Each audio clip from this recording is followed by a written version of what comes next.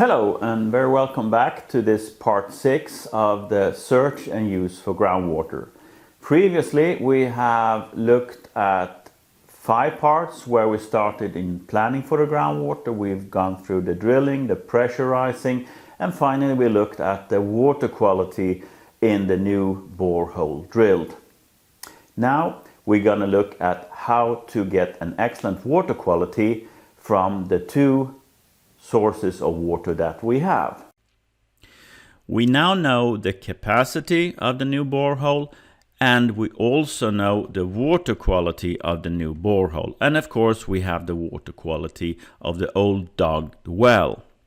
What we find is that the new borehole has an elevated concentration of sulfate, which is 430 milligrams per liter.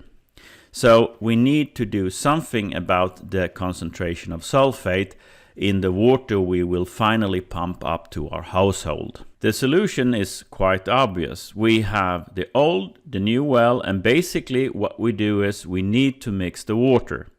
And if you take 1 part of the new well and 5 parts of the old well, you will have an excellent mixed water quality where the final sulfate concentration will be 100 milligrams per liter, well below the guide value of 200 milligrams per liter. In practice, what we do is that we will pump in 10 liters of the borehole water and 50 liters of the old dug well water to the hydrophore that we're gonna use to supply water and pressure up to our household. This seems like an easy solution, but there will be challenges now when we start to planning the actual operation of the waterworks for using these 2 wells.